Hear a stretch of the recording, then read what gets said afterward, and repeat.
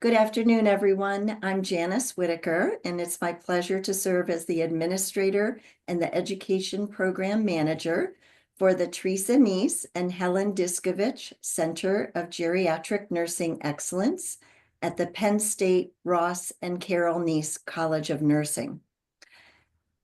Our center sponsors this series along with the Office of Outreach and Professional Development, the Center for Nursing Research, and Age-Friendly Care Pennsylvania.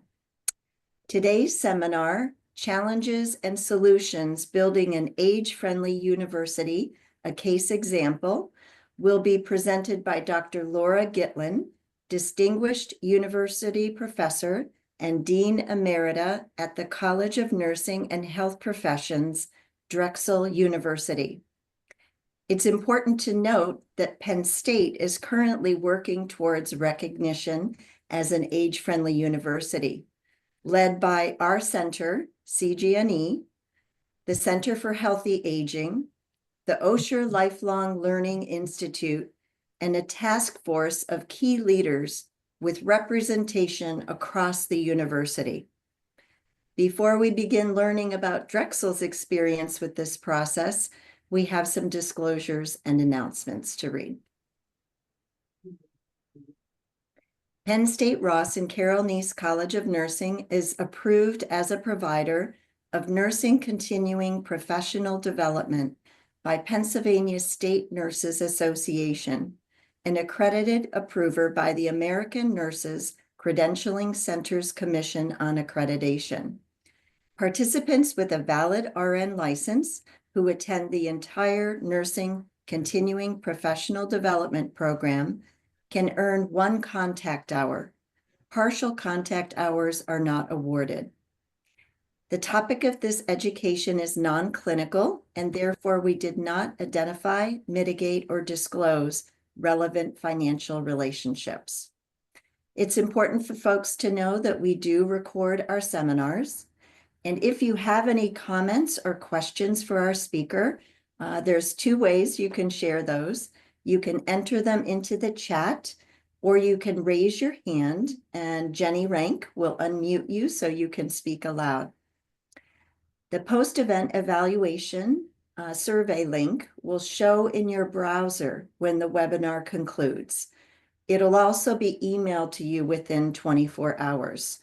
While this is required for RNs seeking contact hours, we do ask that all attendees complete this evaluation as it provides us important data and information from our participants.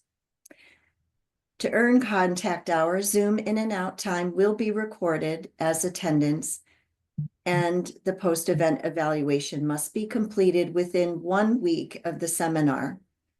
If you meet the requirements, RNs will receive a certificate within 1 month of the seminar.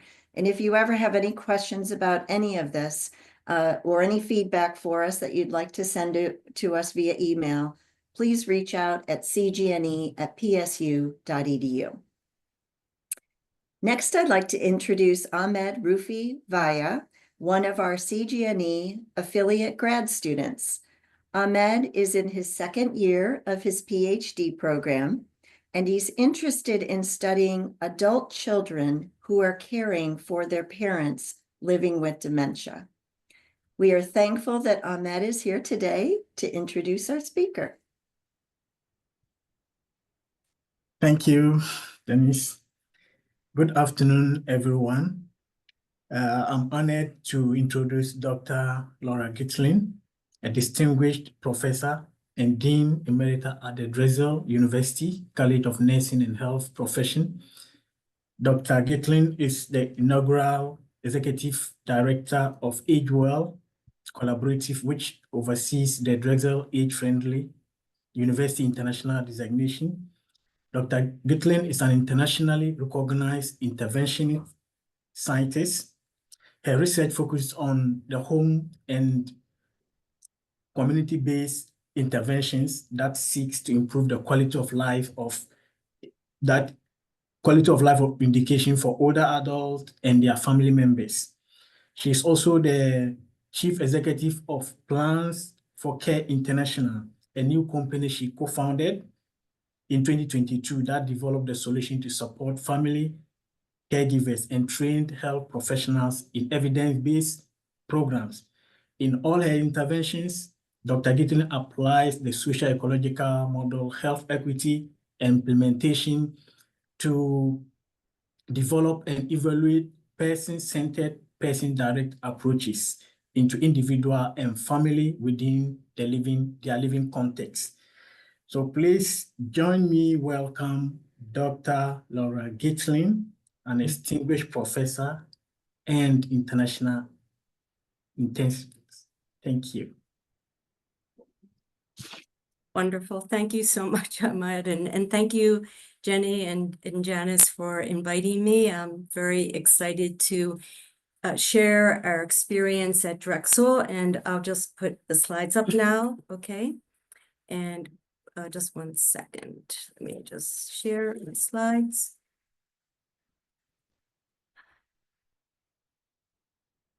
Okay, how is that? Can you see my slides? Great, great, great.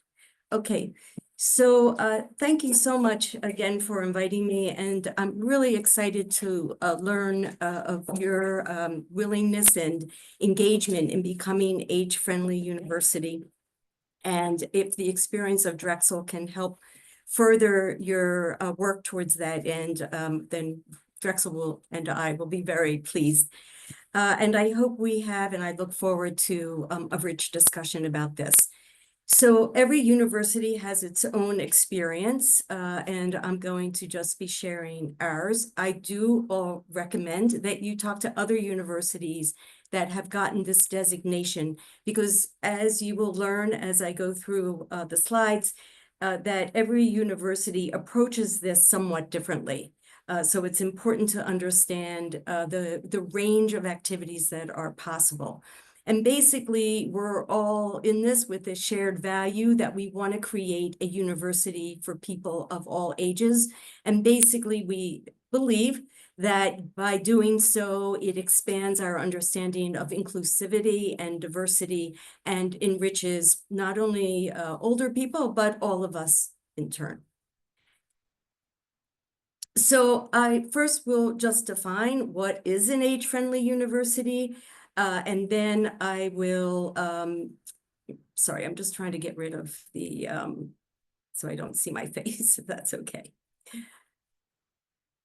Okay. And I'm gonna have to stop sharing for 1 moment, please. I'm sorry about that, because my slides disappeared. So I'm gonna try it one more time. Okay. Okay. So I'm going to start just by defining what is an age-friendly university and provide some justification for why we should become age-friendly universities. And then I'll review some of the steps that we took to become age-friendly and discuss some of the challenges. And then again, I hope that we can have a rich discussion. So let's just start with, well, what is an age-friendly university? And it's important to understand that age-friendly universities are part of a much larger movement of age-friendly movements. The first having to be the movement that was sponsored by the World Health Organization starting in 2006 for cities and communities to become age-friendly.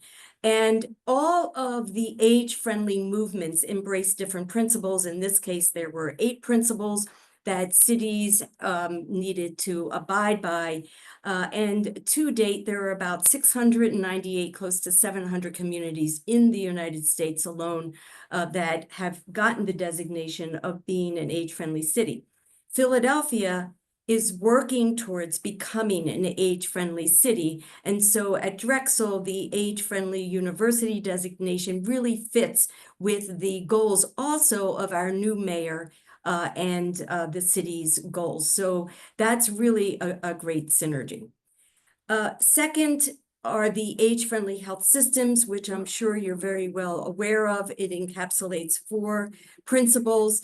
It's been really pretty amazing. The goal initially was to have 1,000 hospitals and 1,000 medical practices join the age-friendly health system that was sponsored by IHI and the John A. Hartford Foundation, and there are now over 5,000 hospitals that support the four principles. And then we have within that, and starting a little bit later, is the age-friendly universities. And age-friendly universities need to embrace 10 principles, and I'll review what they are in a moment.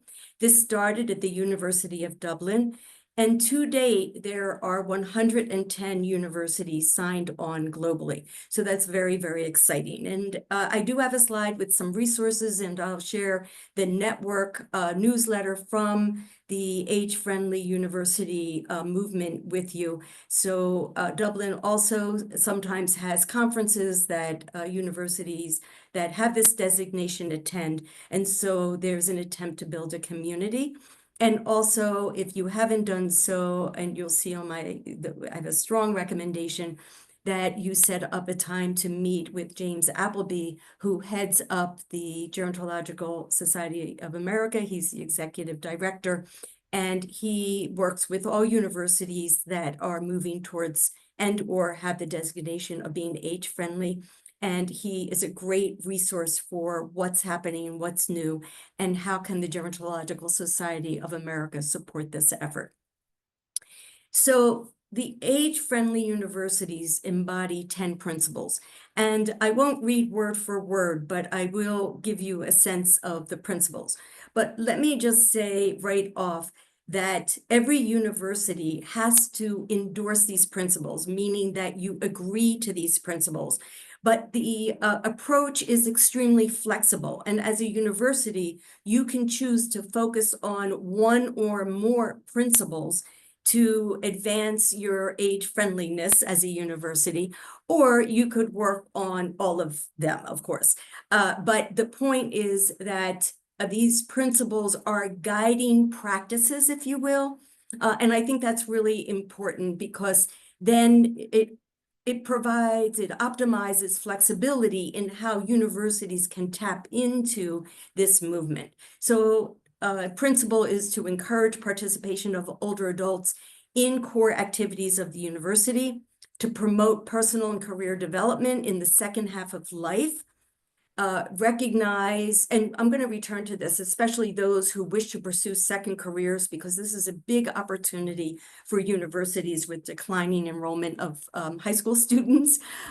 Recognize the range of educational needs of older adults, promote intergenerational learning, widen access to online education opportunities for older adults, ensure that the university's research agenda is informed by the needs of its aging community and promotes public discourse, increases the understanding of students of the longevity divide, the opportunity to lead long lives and with great health, and the increasing complexity and richness that aging brings to our society. So really countering ageism, if you will.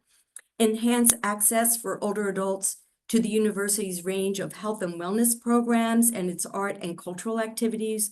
Engage actively with the university's own retired community, and there's also a separate community of retirees that is an international group that retired and emeritus faculty can join, and ensure regular dialogue with organizations representing the interests of the aging population. So just, I hope already you're thinking about which are these principles that we have been addressing, could address, and want to address in the future. And the other thing that's really important about these principles is you're not one and done. This is guidance for behavior, if you will, and goals to pursue. And it's not like you ever finish, right? These are just basic principles that you endorse and work towards. So why be an age-friendly university? And maybe this is a question that you've answered. However, for yourselves, and I know that you have a task force, and that's really a very important step.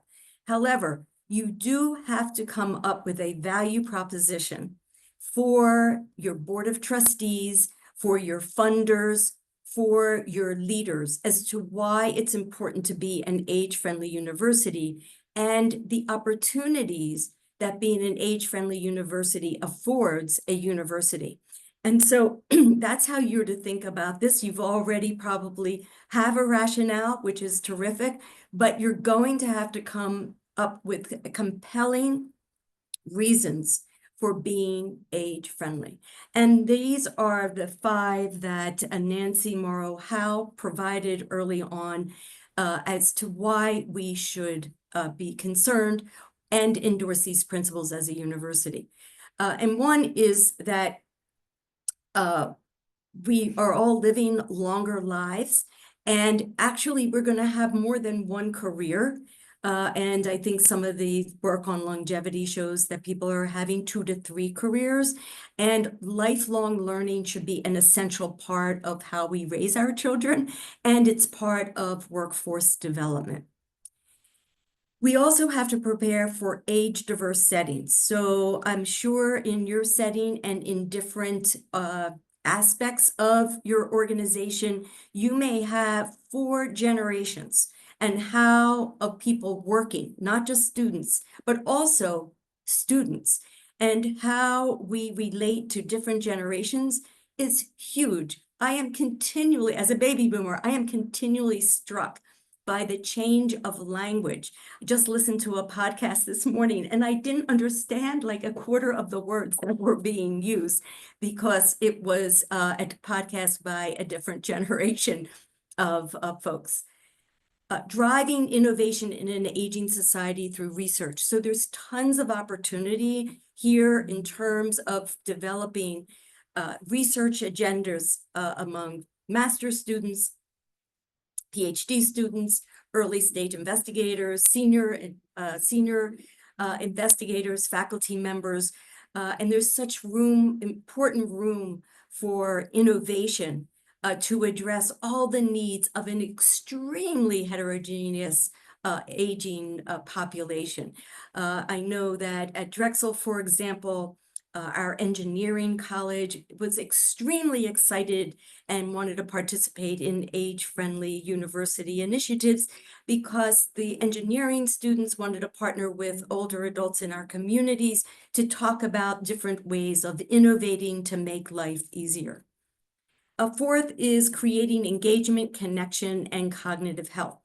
The Lancet report, which I was happy to be one of, I think we're 27 international researchers, came out with a report July 30th, 2024, that updated its report on dementia.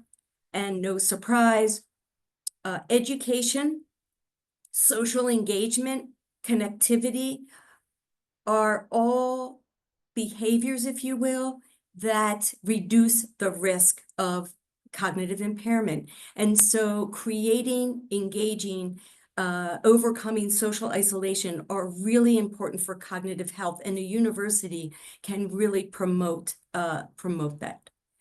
And then 5 is sustaining student populations. And we'll get into this a little bit more about the so-called demographic cliff, using the words of administrators and educators.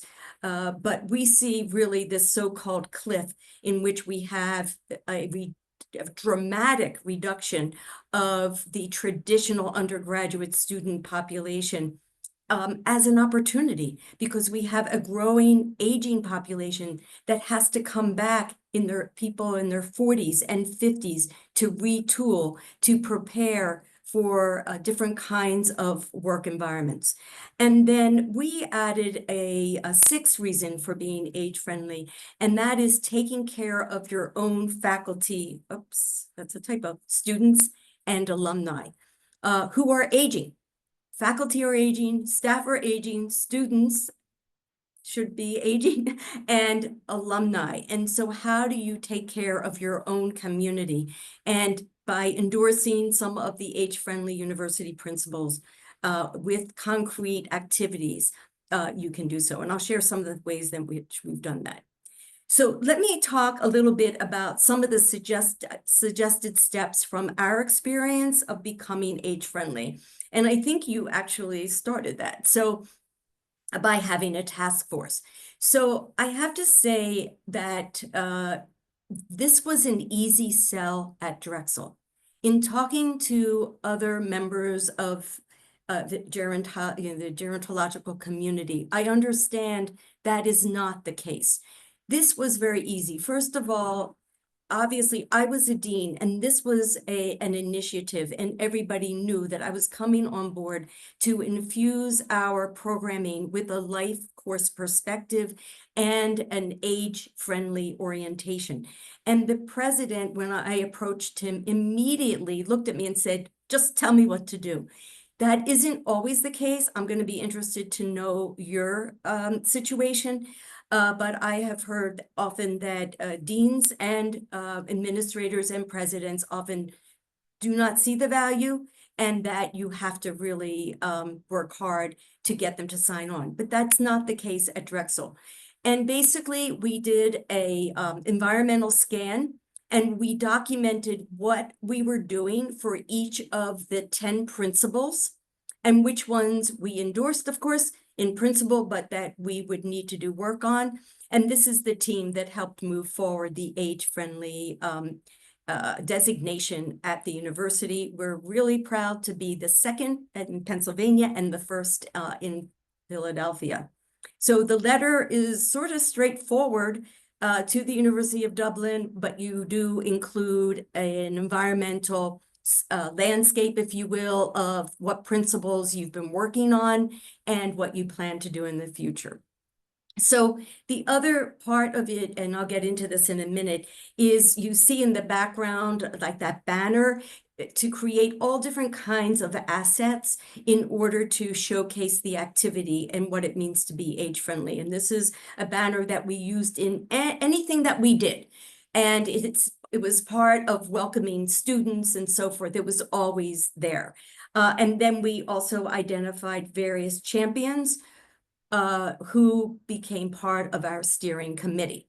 Now, interestingly enough, again, identifying a steering committee was not difficult. I did anticipate difficulty, but everybody jumped on board, and we had leaders from each of these major divisions, administrative divisions within Drexel, who formed a steering committee. And we really wanted not to burden folks and so forth. And I did have a staff member who worked on putting together meetings and so forth. And we met quarterly to review what we were doing and opportunities. So you really need to develop what an infrastructure would look like. Where will this effort reside? At Drexel, it resided in the College of Nursing and Health Professions under the AgeWell Collaboratory, which I can explain that later on, what that is. But I did have a staff member who could support it. It wasn't 100% of her responsibility, but she could work on coordinating the steering committee meetings and so forth. And having that infrastructure is really important. And of course, it raises the issue of where does the funding come from? And then identifying champions. And as I said, everybody really was very quickly on board with this. But nevertheless, we still had to come up with a slide deck that provided a rationale. And I'll explain that in a moment, that I had to give to the Board of Trustees and all other in different kinds of subcommittees of the board. I already said, conducting an audit of age-inclusive efforts, what kind of coursework, what kind of research studies, and any other activities outside, not only in the college, but this was a university and is a university initiative across the university. So it takes a little bit of time. We also had interest from students, and we had one student represented on our steering committee, but we had separate meetings with a student group who wanted to do a lot of different things. One thing they did is they used the AARP environmental audit scan, and they took an environmental scan of the Drexel community, the Drexel physical environment, and they identified areas that would make it difficult for people with different types of mobility, vision, hearing, impairments or challenges, and we presented it to the administrators as well as the the environmental leaders. And they took it upon themselves to see how they could integrate those findings into their strategic planning. We actually did not have to create a community advisory group because there was one already in place with a community group that we were partnering with. So we asked that group to provide input and serve in a way that would not be too burdensome to them, opportunities for us to present what we're doing and to get their feedback. And this was a community group in West Philadelphia, primarily, definitely older people over the age of 75, 80, primarily African Americans. So one of the things, even though we had great buy-in, it's very important to create ground awareness. So we created, and I recommend creating all different kinds of assets. We created a slide deck that we presented to our steering committee, and then we asked each of them to take the slide deck and present it to their particular, their particular staff members or their departments and so forth. And I have to say that happened, but not with 100% success. But I still think it's a good strategy. Create a slide deck, the verbiage, and have the key stakeholders, your champions, present to the groups that they represent. Again, as I said, I gave presentations to staff, to faculty, to Board of Trustees members. And when people hear about the movement and the engagement of the principals, they're really excited. And I'm going to jump to a challenge, but I'll go back to it in a moment. But they also all ask, particularly leaders and Board of Trustees, is, what's the financial value proposition here? And so that's really important to think about right away, not only creating an inclusive community, but what's the value proposition? So we also and James Appleby really helped us, but we partnered, GSA and Drexel partnered to give very high profile symposiums, one to other higher education administrators, others at GSA and in other settings. And it was a way to announce what Drexel was doing and to give profile to Drexel, but also to learn what other universities and leaders and administrators were thinking about and to hear what their challenges that were. And then create a value proposition. Why do this activity? You can use Morrow and our 6th point as part of the value proposition, but there's also a financial component. So there's different value propositions that do have to be developed. And then conduct, as I said, an audit. And this is ongoing. It's an ongoing audit because, our universities are diverse and are constantly in motion. So what's happening in each of the units, including HR, for example. And we had a wonderful opportunity that a member of Human Resources was part of our steering committee, and he was so inspired that he worked with the Vice President of Human Resources to develop new benefits for people who were caregivers, for people who needed counseling for long-term care services, et cetera. And we were really excited to see that as an outcome of just even his participation on the steering committee. And we asked every member of our steering committee to think through what would be the initiative they would want to see happen in their particular area of expertise. We created assets that I think worked really well. We created infographics, and I know they're a little hard to read here. I just wanted to share with you that We gave the rationale. This is opportunities in a super aging society by the numbers. I can tell you, and I'd like to hear your experience in working with Board of Trustees members. Number one, I got, oh, this is just a blip in the demographic profile, and it'll all return to the way it used to be, where we are flooded with undergraduates who are 18 and over. And that's just not the case. So really making the case. And then, well, what do you mean? What are we going to do with older adults? You know, and so really making the case of why this is important. And we did this through infographics. And we did this in terms of showcasing the opportunities here, and also the ability and willingness of older adults to use online platforms, to stay in the workforce, to develop second and third careers, that older people are increasingly tech savvy. And as you work with different constituents, I mean, there's no question that you are combating ageism and stereotypes about older people. So this also was used in an executive meeting, that executive group that was developed by the president to develop a strategic plan for Drexel for its next 10 years. And I was really honored to be a member of that committee and to represent this concept of where are we going to get students? Well, here is a population that's aging, and let's figure out how our university can meet the needs of 40-year-olds, 50-year-olds, 60-year-olds, 70-year-olds plus. And so this is one of the assets that we developed that was very informative.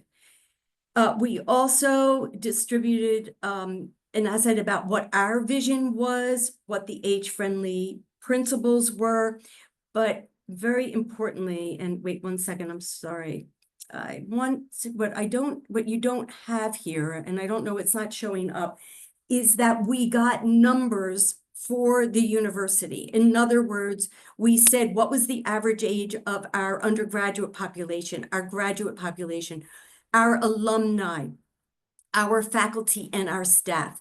And we were able to compare Drexel's statistics to national norms. So it turns out that Drexel's graduate program, only 2% were 60 years old and over, whereas the national average was 7%. So we began to develop a value proposition to show that we could, by garnering 5% of our share, you know, we would increase revenue. So that's how we piece together. And obviously our undergraduate student body is very young, but our faculty are not, and our alumni are aging, and they all wanted to participate and to have different programs where they could come in easily and provide their expertise to students and to be part of research studies and so forth. So I'm sorry, the second page of this infographic for some reason is not showing up, but that's what we did in the infographic. And it really was very effective because we could show the percent differences between what Drexel is attracting in terms of its student and student body, and then what actually exists nationally, and that there was room for a financial benefit. So what is the value proposition? And this, again, is the essential question that you have to answer. Now, Drexel does not have a gerontology program.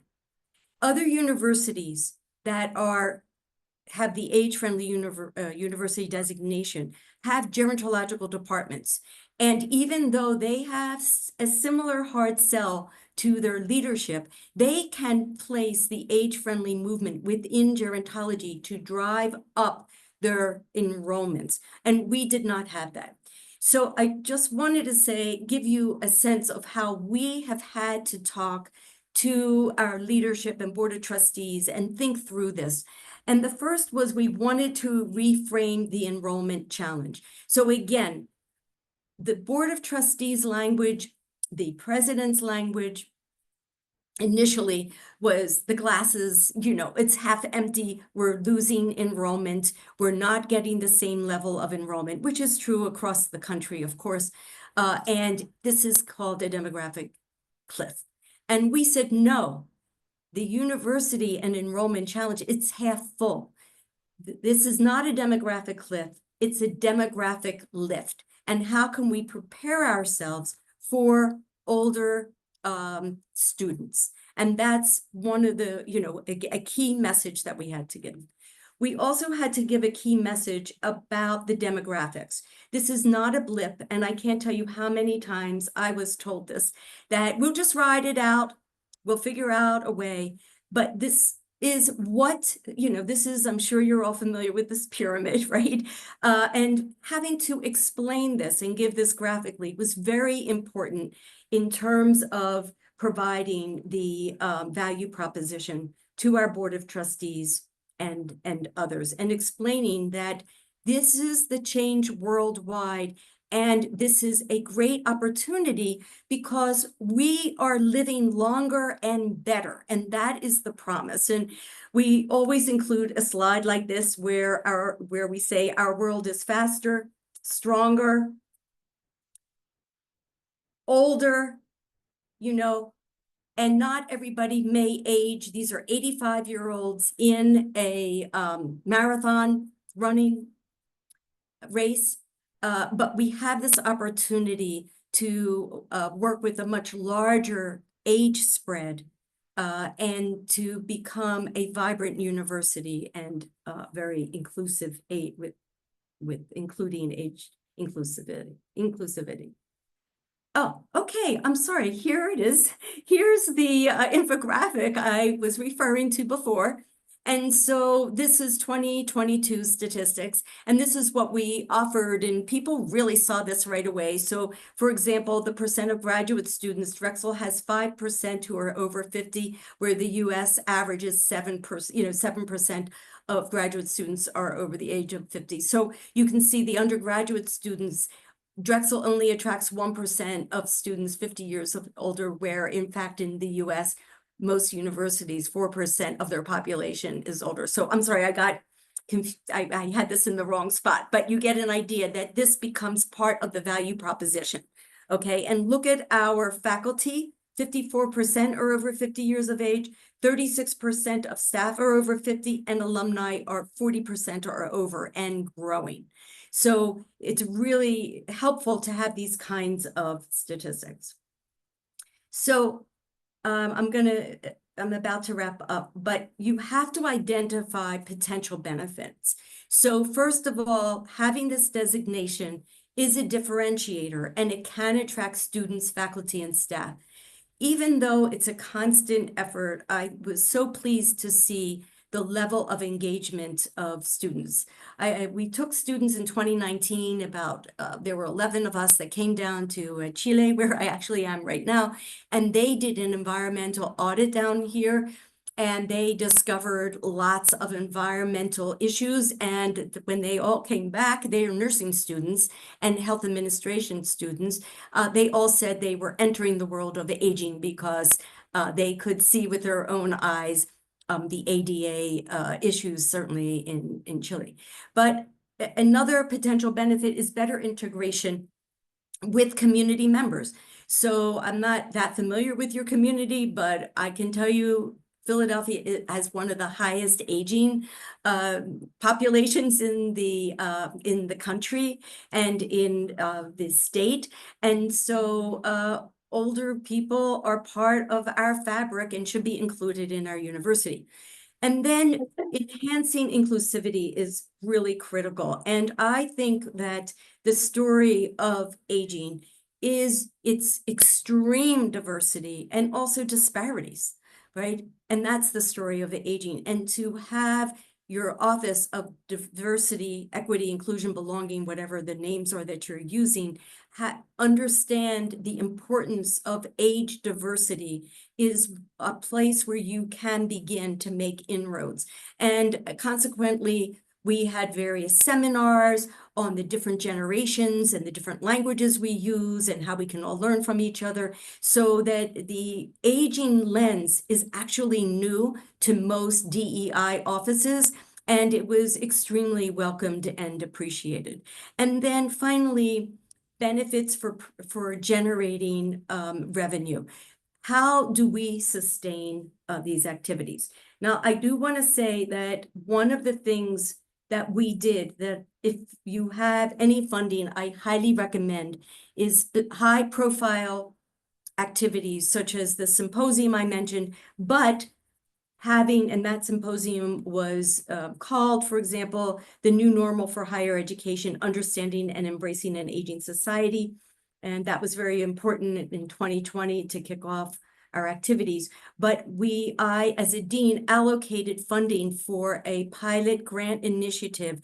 They were $5,000 a piece, and we funded 7. So it really isn't a lot of money, but it's amazing what these grants have done. So we ran a grant program, and then grantees had to commit to present their project outcomes to our steering committee and other places.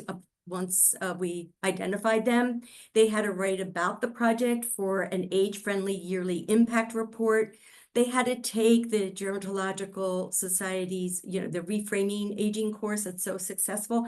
And they had to, in their grant, identify the activity they wanted to use our money for, but how they proposed to sustain their activities. And I'm not going to read all of these wonderful, rich, funded opportunities, but I'll just highlight a few of them, where you have novel community-based side-by-side courses with older, in this case, Asian adults. And this course then became part of the fabric of this particular department.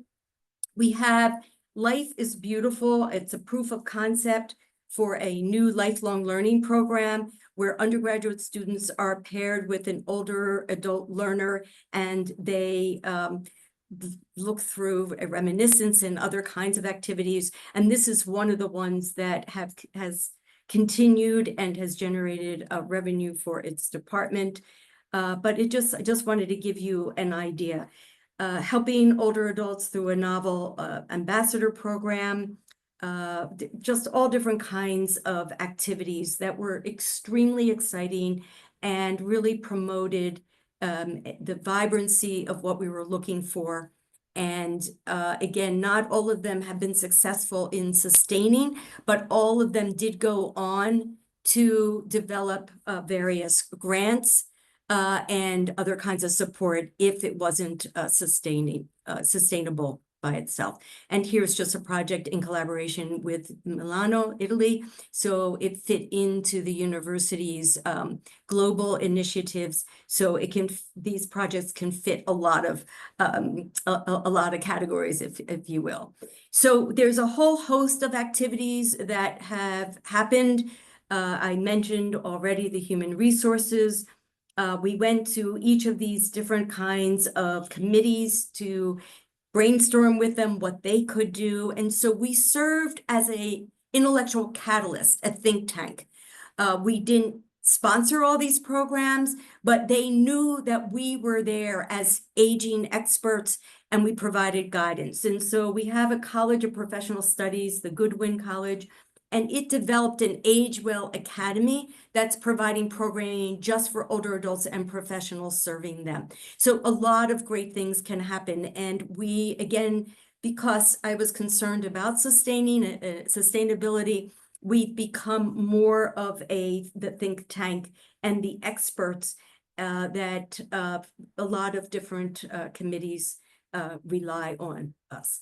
So challenges to conclude: identifying champions in your university, creating an infrastructure, financially supporting some of the activities. For example, if you can do a pilot to really activate your community, how are you going to sustain the infrastructure and activities, and to identify activities that generate funds and are self-supporting? This is really, really critical.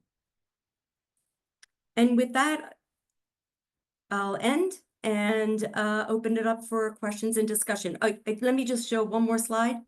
But I think, Jenny, I don't know if people will get this slide, but these are just some resources that you can refer to.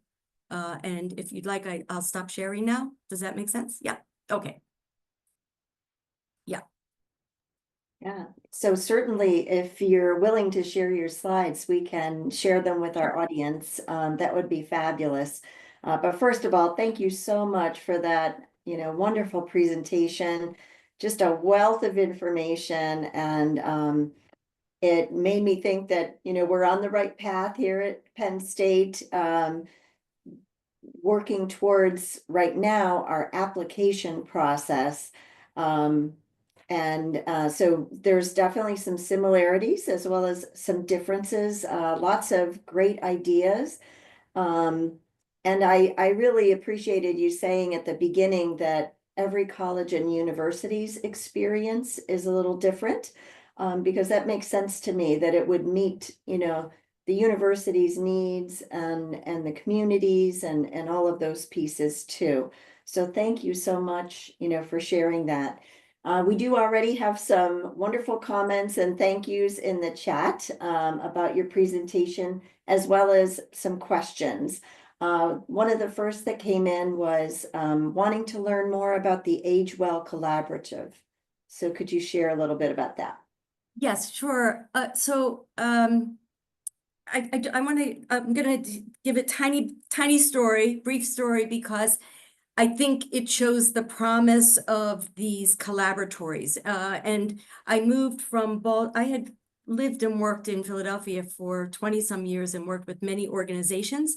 And I moved to Hopkins. And then when I moved back to Philadelphia, I got bombarded, and I do mean that positively, I don't mean it negatively, by community groups that I had worked with or others, who wanted to touch base. And I just said, oh, wow, I mean, I'm a new dean and I have 1 million people to meet. What should I do? So what we did is we had a tea, and we invited any community group and agency involved with aging. And of course, faculty and staff and students were invited too. But we had 100 people come, and 80 some were from the community. And I'm going to be honest, I wasn't sure exactly what we were going to do, but what emerged was the groups wanted to know about Drexel. They wanted to know about our research. They wanted to know what we were doing in preparing a healthcare workforce, and they wanted to collaborate. And so we designed an approach where everybody had to introduce themselves. We talked about some of the things we were doing. We asked people to fill out a form in what ways they wanted to be involved. We shared some of our research, some of the courses we were thinking about, and we got feedback. We had round tables. It was extremely dynamic. And what I got from that was, please continue this. You have presented us with the only forum for, I didn't even know that the agency down the block is doing something that I could benefit from, or my agency could benefit from. And I just, not very naively, I was really surprised. I just thought there were other forums, and these are such busy people serving the older adult community. And so we have continued. We have 80 organizations that are members of Age Well Collaboratory. We sponsor, with COVID, we moved to Zoom, but we sponsored meetings every 3 times a year. It was 3 or 4 times a year, where we presented, I had students, Ahmed, present their research and get feedback. We were working on a home environmental app, and we had agencies review at the meetings, review the items, and we got input, and we did it in a formal, systematic way. We had each meeting, we have 1 to 3 agencies showcase a special activity that they're doing or a service that they're doing. And then we allow 20 minutes for networking, always providing drinks and food, and whatever it is, light fare, et cetera, et cetera. Very unfortunately, with COVID, we had to move to a Zoom. And then I did step down as dean, and I was on a sabbatical. So I just with all transparency, we put this a little bit on hold, and people are clamoring to get back. So we're going to have a big opening in our new building, which most people were not able to see because of COVID, in the late fall. So we have a new dean and she's on board, and we're starting to organize that. So we serve, I felt that our function was to really unite the community of agencies. That was my target, not older adults themselves, because there's many community groups that have their own advisory boards, et cetera. And I can tell you that when we have to recruit, we have a directory of who we can contact. We had a grant going out, and I'll never forget this, over the holidays, the Christmas, season holidays. And we had immediately administrators signing up and giving us letters of support. So people were really all in. So I think that serves as a dynamic centerpiece that we also ask them for their input for what it means to be age-friendly, et cetera. This is a work in progress. It's evolving. And so we're figuring it out, of course. I certainly love the idea of a collaboratory, because it, really pulling people together to understand better what everyone is doing and finding potential collaborations. And that's amazing. Thank you for sharing that. Yeah, and I do want to say you might argue it's a center, but a center, obviously, as you know, in universities, as well as the word institute, it has certain, specifications. And I didn't want us to be hampered by that. And as long as we could allocate a few funds to sponsor, to sponsor a tea or whatever, I thought that was, good, and that was what we wanted to do. Yeah. Well, thank you for sharing that. So I think Dr. Marie Boltz. She said, "Thank you, Laura. This was terrific. Love the infographics and the concept of demographic lift. You've accomplished so much at Drexel. How long have you been engaged in this initiative?" Yes, thank you, Marie. Thank you so much. Really appreciate your comments. We're embroiled in all activity, and there's a lot of mush around us, so that your comments mean a lot to me. So I forgot exactly, when did we get our age-friendly? It was on the slide. We got that in 2019, December 2019. So I came on board the 2018, created Age Well Collaboratory right away. And I wanted to stimulate and put a focal point on the importance of looking at health from a life course perspective. And we Age Well also ran different programs on disparities in aging and so forth. And then with COVID, it was a field day, because the ageism with COVID was just so palatable, was just right out there. So it was like a weird opportunity to really talk about those things. So again, I did not have any real challenge in getting the president on board with the signing a letter. So it depends. Some universities can take a year to 2 years or more, but that was not the case. What we are struggling with is revenue generating programs. And I'm excited that lifelong learning and Life is Beautiful, they're generating funds for their department. And others, human resources, develop benefits for their department. But what keeps Age Well, if you will, and age-friendly and its infrastructure going? And that's a question we have not finished answering yet. And what's the succession plan? And that's what I'm working on now, a succession plan. It's really, really important. But I have to say one interesting thing that I forgot to say, which is not answering Marie's question directly, but it turns out that, as you know, it's public knowledge that Drexel and Salus has merged with Drexel. Salus is extremely interested in aging, and that was one of the selling points that the president included in working with the president of Salus. So wasn't, of course, not the only thing, but it's part of the package. And there are many people in Salis. We're just learning who they are, how we're going to be, want to join Age Well, the age-friendly movement. And so I'm just, you'd be surprised then what this does. It's a catalyst for many things. So I would say from 2019 and then the COVID interruption, and then my sabbatical interruption, if you will, but so it's been a couple of years. Yeah. Well, thank you for sharing that information. I should share with our audience that President Neely Bendapudi has been supportive of this initiative at Penn State, along with Vice President Larry Terry of Outreach. So we're very grateful for that support, as well as for all the members of the task force. Dr. Ann Kolanowski has her hand raised, so Jenny's going to be unmuting her for her to share her questions and comments. Laura, this was terrific. Thank you so much. Thank you. I have a question for you. I am on the board of directors of a regional college up here in Northeast Pennsylvania. And of course, we have been grappling with this demographic cliff for, the last couple of years. And I'm wondering if you could see a path for more public-private collaborations into forming an age-friendly university, because I do worry about the resources that might be needed.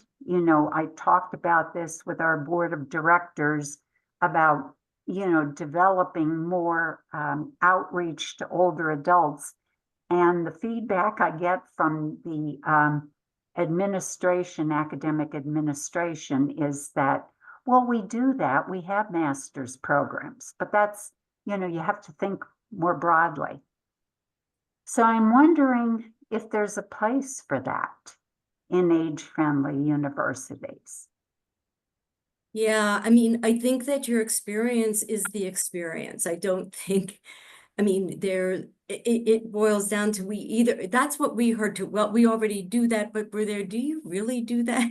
And when you get into what are you really doing and how old are your master's students, and maybe you're missing a whole group out there that, you could bring in, and to bring them in, you have to then approach it differently than bringing in the 18 to 21-year-olds. You just do.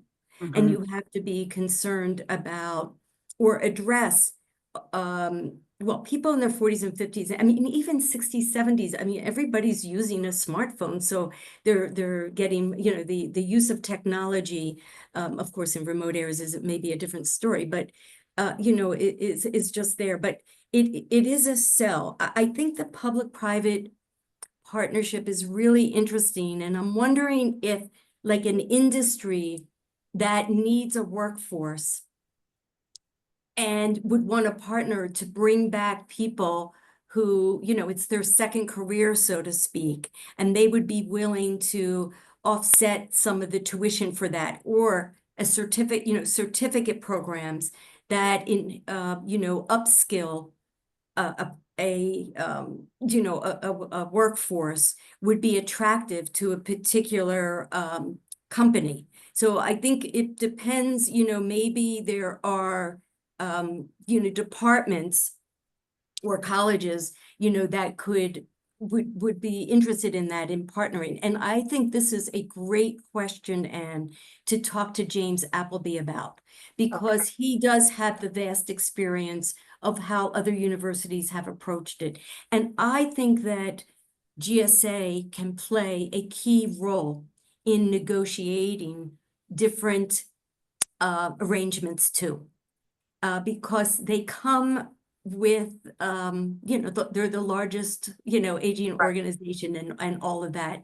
And, I told James that I was presenting to you all and that you're working towards this effort, and he would be, he was excited and he would be really pleased to meet with you. And so I do think this is a great opportunity a great question to ask him.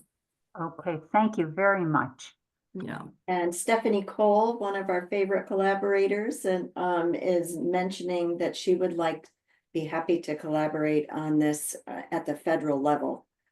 She has a key position at the Pennsylvania or at the Department of Aging, Health and Human Services. Yes, and if I may just say, I think that's really important, and our outreach work stopped at the moment that we felt that we were working. Part of the steering committee was working with the vice president of government affairs, and he was going to orchestrate a meeting with the governor's office and with folks who were overseeing aging. And we had a preliminary discussion with them. And I think that kind of connection is really critical, because then there may be funding opportunities and support in different ways. Well, thank you. And I'm afraid we do have other questions and comments, but we are out of time. This was just outstanding. Thank you so much for Sure. sharing all of your expertise. And I, probably could spend a whole day with you chatting and asking questions. So hopefully we can have you back, whether it's with this seminar group or with our task force in some capacity. But thank you again for sharing. Sure. No, I'd be happy to such meet with all you, with and us. you have to keep me posted as to how it goes. We will, absolutely. Thank you so much. And thank you to everyone for joining us today. Have a great rest of your day.